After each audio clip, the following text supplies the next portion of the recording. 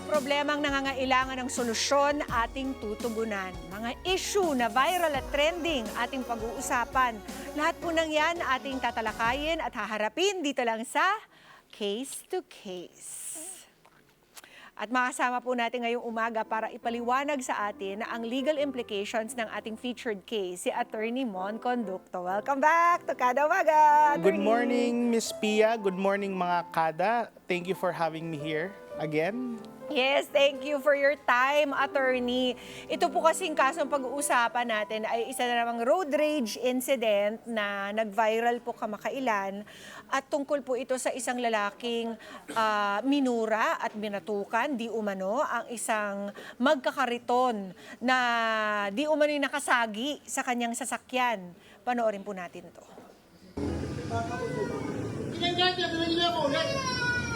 Okay na sana, tinagin na po ulit. Kuya, wag ka manakit, kuya. Kuya, wag ka manakit. Wag na, baka may ano yan, baka may ano yan, baka yan may... May plaka, bagong pakinggan. Tama na, tama na, tama na.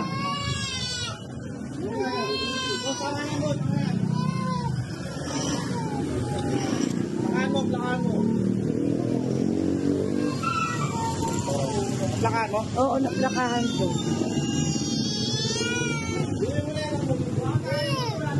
Tama na, tama na, tama na. Tama na. Huwag ka na umiyak, huwag ka na umiyak. Huwag ka na umiyak, huwag ka na umiyak, huwag ka na umiyak. Huwag ka na, wina. Wina.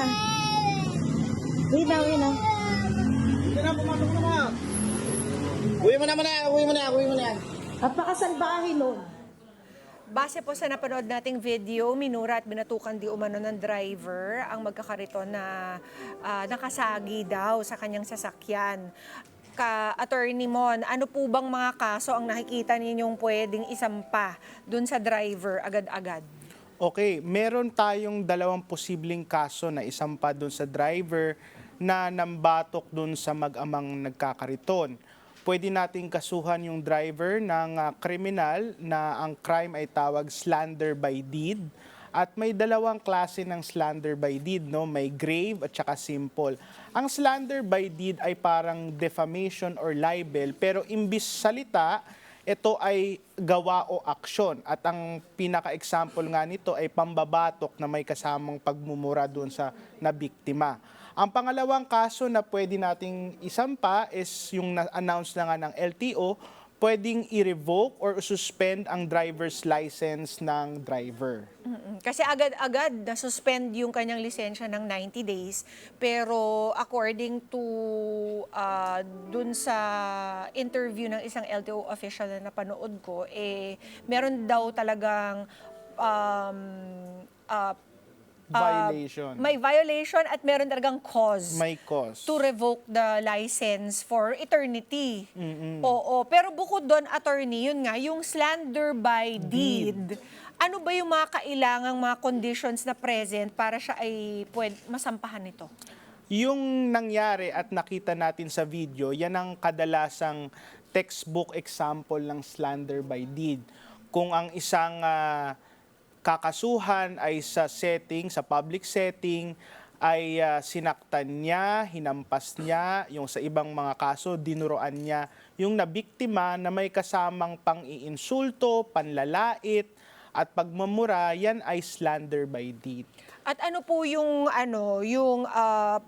karampatang punishment or penalty for this? Okay, pag simple slander by deed, sabi ng batas, aresto menor, okay, 1 to 30 days of imprisonment or fine of up to 20,000.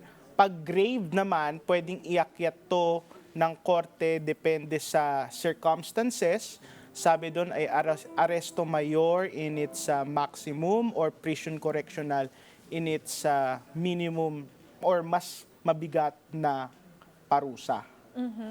Okay, ang ibig sabihin nun, posible, depende sa mga ipepresent na ebidensya, pwede siyang makulong ng 6 months kung grave Okay. slander by deed. Oo. Kasi right now, attorney, kitang-kita naman natin, maraming witnesses. Tapos meron pang video. Tapos meron ding pag-amin sa identity nitong driver na ito na nangyari. So, pwedeng-pwede ba itong ma-pursue kahit hindi magpursige yung mamang nagkakariton na idemanda siya? Oo, no? Pero medyo mahirap kung walang magtetestigo. Maganda sana kung yung mismong nabiktima ay tetestigo dahil siya ang makakapagsabi anong tunay nangyari. Pero yung mga krimen na ito, slander by deed, pwede itong i-prosecute ng kahit hindi nagre-reklamo yung nabiktima or nasaktan. Kasi may iba namang mga testigo pa na pwedeng magsabi sa korte kung anong nangyari. At pati yung video na yan, admissible in court yan as evidence. Yes, kasi walang reasonable expectation of privacy ang driver. Hindi niya pwedeng sabihin na na-violate ang kanyang right to privacy sa pag-video nung nangyari dahil nasa public space sila. In fact, nasa major road sila at nasa public setting yung mga nangyari. Paano, attorney, yung nangyari dun sa anak, dun sa bata na kasama nung mamang nagkakariton? Kitang-kita naman natin na grabe yung hagulgul nung bata. I'm sure may traumang kasama pa yun. Ano namang kaso ang pwedeng isampa for that occurrence? Depende, no, kung gaano ka talaga yung extent ng epekto dun sa bata. Pero pwedeng magkaso yung mag-ama ng civil damages dahil sa trauma na na-receive ng bata. Pwede rin pumasok ito sa RA 7610 o yung ating anti-child abuse law. Depende sa circumstances kasi masyadong maiksi yung video para mag-conclude tayo. Pero ang sigurado dito, yung trauma na na-receive ng bata ay pwedeng indication kung pwede bang maiakyat from simple slander by deed to grave slander by deed yung kaso. Dahil dun sa naging epekto Yes. dun sa bata. Correct, Miss Pia. Oo. Punta naman natin yung kabilang panig. Paano kung yung driver naman ang nagsabi na, kasi naman, yung magkakarito nandun sa gitna ng daan, ito ba mitigating factor sa ginawa niya?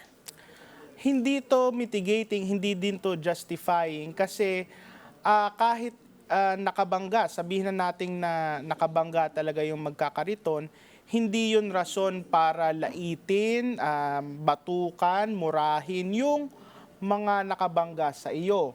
At saka pa, meron tayong tinatawag na doctrine of last clear chance na bilang ikaw ang nagmamaneho, ikaw ang mas nakakakita ng kalsada, kahit sabihin mo yung magkakariton ay nakaharang sa kalsada, ikaw ay inoobliga ng batas na iwasan ng any obstruction as a dutiful driver or tamang pagmamaneho.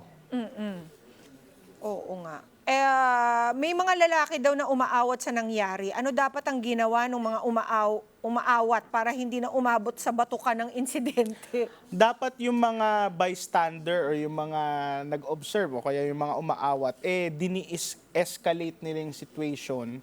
At sana tumawag sila agad ng mga opisyal sa barangay, sa nakakalapit na barangay, o kaya yung mga traffic law enforcers na nandun sa kalsada. Oo. Para hindi na sana napunta sa bangayan o batukan yung insidente. Oo. Minsan talaga kasi nauuna talaga yung pagvi-video. Tsaka yung init ng ulo Oo. Attorney, kung sakasakaling mag-offer, kasi yung kapatid ng driver, kilala naman natin lahat, at siya na mismo ang nag-offer ng apology, ang komedyanteng si Pokwang, sapat na ba ito para dun sa nangyari? Sa tingin ko hindi, no. Unang-una sa lahat, hindi naman yung nasabi mong tao na nag-offer na apology, hindi naman siya yung may kasalanan, unang-una. Dapat siguro sa pagkakataong ito, ang mag-apologize talaga ay yung nagmamaneho, yung nagmura at nambatok doon sa nagkakariton. At depende sa magiging extent ng apology, Depende na yan sa pagtanggap nung magkakariton kung magkakaso pa siya o hindi. Oo, kasi kung mag-offer ng apology yung driver, mag-issue siya ng sarili niyang public apology at magbayad ng danyos, like you said, it's a criminal offense. Yes. Pwede pa rin itong i-pursue ng Yes. korte kung gusto nila, ng Yes. prosecutor's Yes. office. Yes. Oo. Kaya, nako. At saka wala tong epekto doon sa magiging aksyon ng LTO kung ire-revoke or isususpend yung driver's license. Kasi magkaibang liability yon. Yung pagiging driver at saka yung ginawa niyang krimen o possible na krimen. Oo. As a citizen of this country. Yes. Kaya, attorney, habang mas lumalala pa ang mga traffic situation natin dito sa bansa, ano bang maaari mong Ipayo. sa ating mga kada? Tama yan, Miss Pia. Dahil tayo ay papunta na po sa pagtatapos ng taon, bumibigat na po ang daloy trapiko ng ating mga kalsada. Huwag natin pong pairali ng init ng ulo sa lahat ng mga nagmamaneho. Ako po ay isang driver din ng sarili kong sasakyan at alam ko po may mga panahon na nakakainis yung mga kasama natin sa kalsada, pero pairalin natin po ang rason. Pairalin po natin ang lamig ng ulo at huwag laging magagalit at mag-road rage. At saka tandaan po natin, tayo yung may dalang sasakyan, di ba? Yung Tama. Wag naman natin kalabanin yung mga naglalakad lamang. Sila talaga yung may right of way, Yes, di ba, attorney? oo. Kasi sila yung walang kalaban-laban. Yes, oo. Lalo na itong isang mamang nagkakariton lamang, naghahanap buhay para sa kanyang pamilya, at may kasama pang anak. Yes. Di ba? Kaya, naku mga kada, hinay-hinay naman tayo sa ating mga init ng ulo. Maraming salamat, Attorney Mon. Thank you very much. Muli, paki-remind na lang po ang ating mga kada tungkol sa inyong contact details. For more information po, please follow our official Facebook page, Conducto Law Office, our official Instagram account, Conducto Law, and sa mga gusto pong mag-schedule ng consultation sa aming office, you can email us at info@conductolaw.com. Yes, yan talaga mga ating sanggunian kapag tungkol na sa mga batas-batas. Kaya, Attorney Mon, maraming salamat as always for your time. Thank you so much, Miss And Pia. your expertise. At mga kada, kapag nasa kalsada po ay kailangan talagang maging mahinahon at disiplinado. Hindi po pwedeng konting problema lamang, init ng ulo agad ang paiiralin. Dahil kapag road rage po ang pinairal, mas malaking problema ang pwedeng mangyari. Hanggang sa susunod na kaso dito po sa Case to Case. Let's get together. Sunday 25. Sunday 25.